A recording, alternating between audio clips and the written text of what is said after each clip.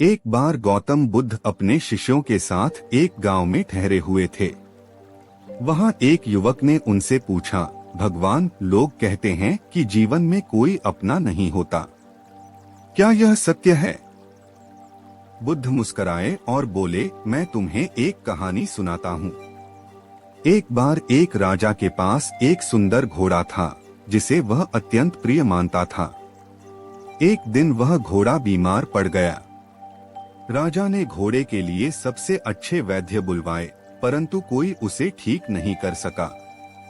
राजा घोड़े के प्रति अपने प्रेम में इतना डूब गया कि उसकी चिंता में खुद बीमार पड़ गया। कुछ दिन बाद घोड़ा मर गया। राजा शोक से टूट गया और अपनी समझ खो बैठा। उसने घोड़े के बिना अपने जीवन को व्यर्थ समझा। इस कारण वह अपने राज्य के कार्यों से विमुख हो गया और राज्य में अराजकता फैलने लगी। बुद्ध ने युवक से पूछा, अब बताओ, वह घोड़ा क्या सचमुच राजा का अपना था? यदि वह अपना होता तो क्या वह राजा को छोड़कर जाता? युवक ने सोचा और कहा, नहीं भगवान, घोड़ा राजा का अपना नहीं था। बुद्ध ने कहा, जीवन में कोई भी वस्तु या व्यक्ति स्थायी नहीं है। हमें हर किसी से मोह, आसक्ति और अपेक्षा छोड़कर जीवन को समझना चाहिए। जिस दिन हम यह समझ लेंगे, उस दिन यह सत्य प्रकट हो जाएगा कि कोई अपना नहीं होता। संसार की हर वस्तु और हर व्यक्ति नश्वर है। बुद्ध ने आगे कहा, संसार में हर रिश्ता, हर संबंध क्षणिक है। जब हम यह समझते हैं कि कोई भी स्थायी रूप से हमारा नहीं है, तब हम दुखों से मुक्त हो जाते हैं। परंतु यह बात समझने में समय लगता है और इसके लिए हमें अपनी मानसिकता बदलनी पड़ती है। फिर बुद्ध ने एक और दृष्टांत सुनाया। एक दिन एक किसान ने मुझसे आकर कहा कि उसका बैल मर गया है और अब वह खेत कैसे जोतेगा। उसकी चिंता देखकर मैंने उससे पूछा, तुम्हारा बैल अपना था? किसान बोला, हाँ, वह मेरा था और मैंने उसे सालों तक पाला। मैंने कहा, अगर वह सचमुच तुम्हारा होता तो वह तुम्हें कभी छोड़कर न जाता। किसान ने थोड़ी देर सोचा और कहा, तो क्या संसार में कुछ भी अपना नहीं होता? मैंने उत्तर दिया, यह संसार परिवर्तनशील है। हर वस्तु का एक समय है और जब उसका समय पूरा होता है तो वह समाप्त हो जाती है। मोह हमें दुख की ओर खींचता है। यदि हम इस सत्य को स्वीकार कर लें कि कुछ भी स्थायी नहीं है, तो हम सुखी रह सकते हैं। युवक ने बुद्ध की बातों को ध्यान से सुना और सिर झुकाते हुए कहा, भगवान, मैं अब समझ गया हूँ कि क्यों हमें किसी भी वस्तु या व्यक्ति से अत्यधिक मोह नहीं करना चाहिए। बुद्ध ने कहा, सच्चा सुख उसी में है जब हम मोहमाया से मुक्त होकर जीवन की सच्चाई को समझते हैं। जब हम इस सच्चाई को स्वीकार कर लेते हैं कि कोई भी स्थायी रूप से अपना नहीं होता, तभी हम अपने मन को शांत कर पाते हैं। यह सुनकर युवक ने बुद्ध को प्रणाम किया और जीवन के इस महत्वपूर्ण पाठ को अपने जीवन में अपनाने का निश्चय किया। बुद्ध ने युवक की उत्सुकता देखकर कहा, याद रखो, जीवन एक धारा के समान है जो निरंतर बहती रहती है। जैसे नदी के पानी को कोई रोक नहीं सकता, वैसे ही जीवन के परिवर्तन को कोई नहीं रोक सकता। अगर हम जीवन के प्रवाह को समझ लें और उसे स्वाभाविक रूप से स्वीकार करें, तो दुख और पीड़ा से छुटकारा पा सकते हैं। फिर उन्होंने एक और उदाहरण दिया। मान लो एक पेड़ है जिसकी शाखाएं हर मौसम में बदलती हैं। पतझड़ में उसके पत्ते झड़ जाते हैं और बसंत में नए पत्ते आते हैं। क्या पेड़ पुराने पत्तों को रोक सकता है? नहीं, क्योंकि यह प्रकृति का नियम है। इसी तरह हमारे जीवन में भी लोग, परिस्थितियां और वस्तुएं आती और जाती हैं, लेकिन हम मोह के कारण उन्हें रोकने की कोशिश करते हैं और यही हमारा दुख बन जाता है। युवक ने कहा, भगवान, अब मैं समझ गया हूँ। यदि हम जीवन के परिवर्तन को सहज रूप से स्वीकार कर लें, तो हम दुख से बच सकते हैं। लेकिन यह इतना आसान क्यों नहीं होता? बुद्ध ने मुस्कुराते हुए उत्तर दिया, यह आसान नहीं है, क्योंकि हम अपनी इच्छाओं और अपेक्षाओं में फंस जाते हैं।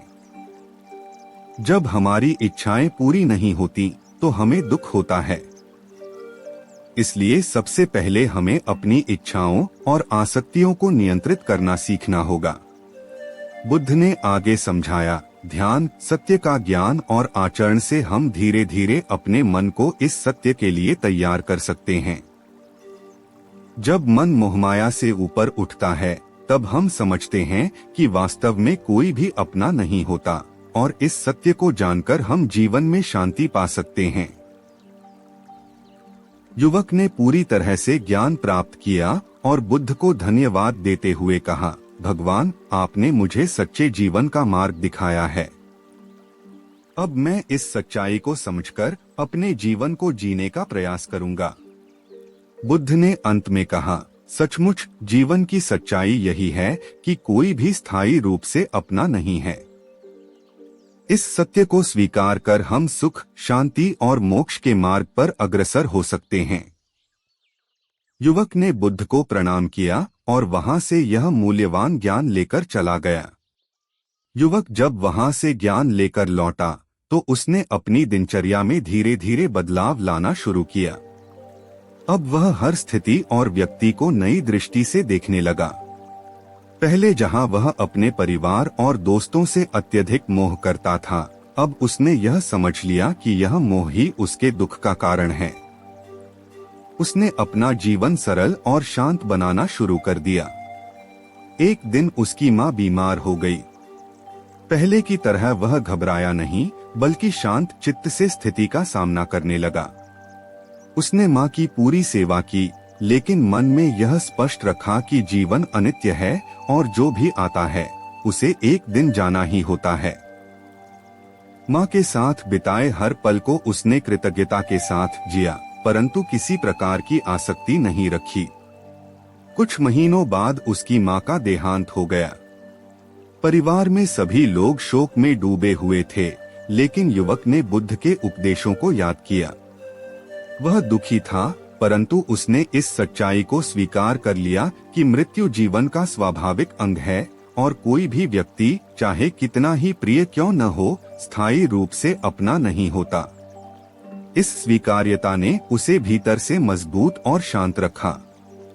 गांव के लोग युवक के इस अद्वितीय धैर्य और शांति को देखकर आश्चर्यचकित थे। वे सोचते थे कि कैसे वह इतना बड़ा दुख सहने के बाद भी इतने शांत और संतुलित रह सकता है। एक दिन गांव के कुछ लोग उसके पास आए और पूछा, तुम्हारे अंदर यह शांति और संतुलन कैसे आया? हम सभी इस दुख में टूट गए हैं, पर तुम इतने धैर्यवान कैसे हो? युवक ने उत्तर दिया, मैंने भगवान बुद्ध से यह सीखा है कि संसार में कोई भी व्यक्ति या वस्तु स्थायी नहीं है। मोह और आसक्ति से ही दुख पैदा होता है। जब हम यह समझते हैं कि जो भी हमारे जीवन में आता है वह एक दिन चला जाएगा, तो हम दुख से मुक्त हो सकते हैं। मैंने इस सत्य को समझ लिया है, इसलिए मुझे शांति मिली है। गांव के लोग उसकी बातों से प्रभावित हुए और वे भी जीवन की इस सच्चाई को अपनाने का प्रयास करने लगे। धीरे धीरे उस गांव में बुद्ध के उपदेशों का प्रसार होने लगा और लोग मोहमाया से मुक्त होकर जीवन को सच्चाई और धैर्य के साथ जीने लगे। इस प्रकार युवक ने न केवल अपने जीवन में शांति प्राप्त की, बल्कि अपने गांव में भी सच्चाई और धैर्य का मार्ग प्रशस्त किया। गौतम बुद्ध की यह शिक्षा कि कोई अपना नहीं होता, न केवल उसके जीवन को बदली, बल्कि अनेक लोगों के लिए प्रेरणा बन गई। युवक का जीवन अब दूसरों के लिए एक उदाहरण बन चुका था। वह अपने गांव में एक मार्गदर्शक के रूप में देखा जाने लगा। लोग अपने जीवन की समस्याओं और दुखों को लेकर उसके पास आने लगे और वह बुद्ध के उपदेशों के आधार पर उन्हें सलाह देता। धीरे धीरे गांव में एक सकारात्मक बदलाव आने लगा। लोग मोहमाया से खुद को धीरे धीरे मुक्त कर रहे थे और जीवन को उसकी सच्चाई के साथ स्वीकार करने लगे थे। एक दिन एक व्यापारी युवक के पास आया जो अपने व्यापार में भारी नुकसान से परेशान था। वह चिंता में डूबा हुआ था और सोच रहा था कि अब उसका जीवन बेकार हो गया है। उसने युवक से कहा, मैंने जीवन भर मेहनत की और सब कुछ खो दिया। अब मेरे पास कुछ भी नहीं है। मेरा परिवार भी मुझसे नाराज है और मुझे यह समझ नहीं आता कि मैं क्या करूं। युवक ने मुस्कुराते हुए कहा, क्या तुमने कभी सोचा कि जो चीजें तुम्हारे पास थीं, वे क्या स्थायी थीं? हम जिस भी वस्तु, धन या व्यक्ति के साथ अत्यधिक लगाव रखते हैं, वह एक दिन हमें छोड़ देता है। यह संसार का नियम है। तुमने अपना व्यापार खोया, परंतु यह समझो कि वह व्यापार पहले भी तुम्हारा स्थायी रूप से नहीं था। व्यापारी ने सिर झुकाते हुए कहा, लेकिन यह सब समझने के बाद भी मैं इस नुकसान से कैसे उबर सकता हूँ? युवक ने उत्तर दिया, सबसे पहले तुम अपने मन से यह विचार निकाल दो कि तुमने कुछ खो दिया है। जो चीज तुम्हारी नहीं थी, वह तुमसे छिन नहीं सकती। अब जब तुम्हारा मन शांत हो, तो जीवन के नए अवसरों को देखो। जब हम मोह से मुक्त हो जाते हैं, तब हमारे सामने नए रास्ते खुलते हैं। व्यापारी ने युवक की बातों पर ध्यान दिया और धीरे धीरे उसने अपने व्यापार के नुकसान को स्वीकार किया। कुछ समय बाद उसने एक नया व्यापार शुरू किया, इस बार बिना मोह और आसक्ति के। उसने बुद्ध की शिक्षा को अपने जीवन में उतार लिया और अब वह अपने व्यापार और जीवन को शांतिपूर्वक जीने लगा। इस प्रकार गांव में और भी कई लोग युवक के पास आते रहे और बुद्ध की शिक्षाओं से प्रेरणा पाकर अपने जीवन के दुखों से मुक्त होते गए। युवक ने गांव में एक छोटी सी सभा शुरू की, जहां वह बुद्ध की शिक्षाएं साझा करता और ध्यान करने के तरीके सिखाता। लोगों के मन में शांति और संतुलन आने लगा और धीरे धीरे गांव एक शांतिपूर्ण स्थान बन। कुछ वर्षों बाद युवक ने बुद्ध से दोबारा मिलने का निश्चय किया। वह बुद्ध के पास गया और उनका आभार व्यक्त किया, भगवान, आपकी शिक्षाओं ने न केवल मेरे जीवन को बदल दिया, बल्कि मेरे पूरे गांव को एक नई दिशा दी है। मैंने मोहमाया से खुद को मुक्त कर लिया है और अब जीवन के हर पल को शांति और समझदारी से जीता हूँ। बुद्ध ने युवक की ओर देखा और कहा, तुमने सही मार्ग को अपनाया है। जब व्यक्ति मोहमाया से ऊपर उठकर सच्चाई को स्वीकार कर लेता है, तो वह दूसरों के लिए भी एक प्रेरणा बन जाता है। याद रखो, सच्चा सुख केवल आत्मज्ञान में है। तुमने जो ज्ञान प्राप्त किया है, उसे और भी लोगों के साथ साझा करते रहो, ताकि वे भी इस मार्ग पर चल सकें। युवक ने बुद्ध को प्रणाम किया और वापस अपने गांव लौट आया। अब वह एक ज्ञानी और शांतिपूर्ण जीवन जीने लगा और अपने गांव के लोगों को भी सच्चाई और शांति की राह दिखाने में मदद करता रहा। उसकी यह यात्रा इस सत्य को उजागर करती है कि जब हम यह समझ जाते हैं कि कोई भी अपना नहीं होता, तब हम जीवन की वास्तविकता को समझकर दुखों से मुक्त हो सकते हैं और सच्ची शांति प्राप्त कर सकते हैं। इस प्रकार बुद्ध की शिक्षाएं पीढ़ी दर पीढ़ी फैलती गईं और लोगों को मोहमाया से मुक्त होकर सच्चे आत्मज्ञान की ओर अग्रसर करती। युवक अपने गांव में लौटने के बाद न केवल खुद शांति और संतुलन में रहा, बल्कि उसने गांव के हर व्यक्ति को भी इस मार्ग पर चलने के लिए प्रेरित किया। गांव में बुद्ध की शिक्षाओं का व्यापक प्रभाव दिखने लगा। लोग अब मोहमाया से दूर एक सरल और आत्मिक जीवन जीने की कोशिश करने लगे। गांव में एक विशेष सामूहिक सभा का आयोजन किया गया, जिसमें हर कोई बुद्ध की शिक्षाओं पर चर्चा करता और ध्यान करता था।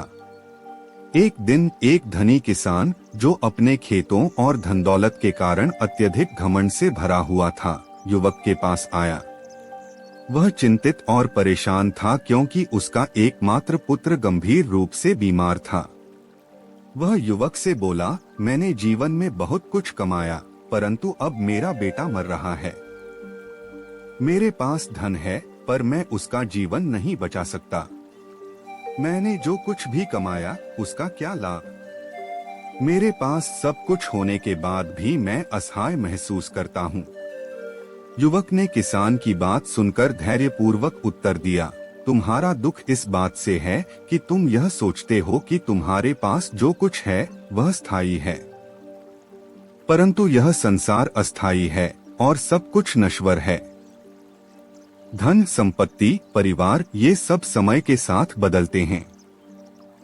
हमें इसे समझना होगा और स्वीकार करना होगा। किसान ने उदास होकर कहा, तो क्या मैं अपने पुत्र को खो दूंगा? युवक ने कहा, जीवन और मृत्यु प्रकृति के नियम हैं। हम उन्हें बदल नहीं सकते। तुम्हारे पुत्र का जीवन हो सकता है लंबा न हो, परंतु इसका यह अर्थ नहीं कि तुम उससे कम प्रेम करो। सच्चा प्रेम उसे मोहमाया से नहीं बल्कि कृतज्ञता से देखता है। हर क्षण को जियो, परंतु उसे पकड़ने की कोशिश मत करो। किसान युवक की बातों से प्रभावित हुआ। उसने अपने पुत्र की देखभाल करने का प्रयास जारी रखा, परंतु अपने मन को मोह से मुक्त रखने का अभ्यास भी करने लगा। कुछ दिनों बाद उसका पुत्र मृत्यु को प्राप्त हो गया। यह कठिन समय था, परंतु किसान ने इस सत्य को स्वीकार कर लिया। उसने मोहमाया में खोने के बजाय बुद्ध की शिक्षाओं के अनुसार इस अनुभव को जीवन के एक हिस्से के रूप में अपनाया। उसके जीवन में एक नई शांति आई और वह अपने गांव के अन्य लोगों को भी यही शिक्षा देने लगा। समय बीतने के साथ गांव में शांति और संतुलन का माहौल बन गया। जहां पहले लोग छोटी छोटी बातों पर परेशान होते थे, अब वे जीवन की अनित्यता को समझकर हर स्थिति को शांत चित्त से स्वीकार करते थे। इस बदलाव का श्रेय युवक को दिया गया, जिसने बुद्ध की शिक्षाओं को अपने जीवन में अपनाकर गांव। कुछ वर्षों बाद युवक वृद्ध हो गया। एक दिन उसके शिष्य उसके पास आए और पूछा, गुरुजी, आपने हमें जीवन की सच्चाई का मार्ग दिखाया है, लेकिन हमें यह जानना है कि इस जीवन का अंतिम उद्देश्य क्या है। युवक ने मुस्कुराते हुए कहा, जीवन का अंतिम उद्देश्य आत्मज्ञान प्राप्त करना है। यह समझना कि यह संसार अस्थायी है, मोहमाया से मुक्त होकर सच्चे सुख और शांति को प्राप्त करना। जब तुम यह समझ जाते हो कि कोई अपना नहीं है, तब तुम अपने भीतर के सत्य को जानने के करीब होते हो। आत्मज्ञान का मार्ग कठिन है, लेकिन यही वास्तविक मुक्ति का मार्ग है। शिष्य युवक की बातों से प्रेरित होकर ध्यान और आत्मचिंतन में लग गए। युवक ने अपनी शांति और संतुलन बनाए रखा और कुछ समय बाद अपनी अंतिम सांस ली। उसकी मृत्यु के बाद गांव के लोग दुखी थे, परंतु उन्होंने उसकी शिक्षाओं को याद किया और इसे जीवन की स्वाभाविक प्रक्रिया के रूप में स्वीकार किया।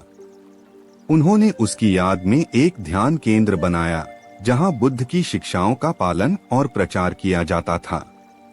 युवक के जीवन ने यह सिद्ध कर दिया कि जब हम यह समझ लेते हैं कि कोई भी वस्तु या व्यक्ति स्थायी नहीं है और मोहमाया से मुक्त होकर सच्चे आत्म। समय बीतता गया और ध्यान केंद्र अब एक तीर्थ स्थल बन चुका था। एक दिन बुद्ध के कुछ शिष्य उस गांव में पहुंचे। उन्होंने देखा कि गांव में एक अद्भुत शांति और संतुलन का वातावरण था, जो अन्यत्र दुर्लभ था। वे लोगों से मिले और पूछा, तुम्हारे गांव में इतनी शांति का क्या कारण है? तुम लोग इस अशांत संसार में भी कैसे इतने संतुलित हो? गांव के लोगों ने उन्हें युवक की कहानी सुनाई, कैसे उसने बुद्ध के उपदेशों को अपने जीवन में अपनाया और फिर पूरे गांव में फैलाया। बुद्ध के शिष्यों ने यह सुनकर बहुत प्रसन्नता महसूस की और गांव के लोगों को आशीर्वाद दिया। उन्होंने कहा, तुम्हारे गांव ने बुद्ध की शिक्षाओं का सही अर्थ समझा है। जो ज्ञान तुमने यहाँ प्राप्त किया है, उसे और भी दूर दूर तक फैलाओ ताकि अधिक से अधिक लोग मोहमाया से मुक्त हो सकें। गांव के लोग अब यह समझ चुके थे कि उनका कर्तव्य केवल अपनी शांति तक सीमित नहीं है, बल्कि इस ज्ञान को और भी अधिक लोगों तक पहुंचाना है। उन्होंने ध्यान केंद्र को एक शिक्षण स्थल में बदलने का निर्णय लिया, जहां लोग आकर ध्यान, साधना और आत्मज्ञान की प्रक्रिया को समझ सकें। इस केंद्र में आने वाले हर व्यक्ति को बुद्ध की शिक्षाएं और युवक की कहानियां सुनाई जाती जिससे वे भी मोहमाया से मुक्ति का मार्ग अपना सकें। इस बीच गांव के युवा भी इस कार्य में जुट गए। वे अन्य गांवों और शहरों में जाकर बुद्ध के उपदेशों का प्रचार करने लगे। धीरे धीरे युवक का संदेश फैलता गया और सैकड़ों लोग उसके दिखाए मार्ग पर चलने लगे। गांव के लोग इस बात को भली भांति समझ चुके थे कि जीवन का सच्चा सुख न तो धन संपत्ति में है, न ही सांसारिक रिश्तों में। असली सुख तो आत्मज्ञान में है, उस सच्चाई को समझने में जिसे गौतम बुद्ध ने सिखाया था। समय के साथ ध्यान केंद्र एक विशाल आश्रम का रूप ले चुका था।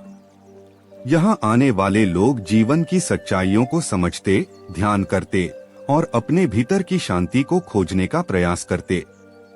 आश्रम में एक विशेष स्थान था जहाँ युवक की शिक्षाओं को संग्रहित किया गया था।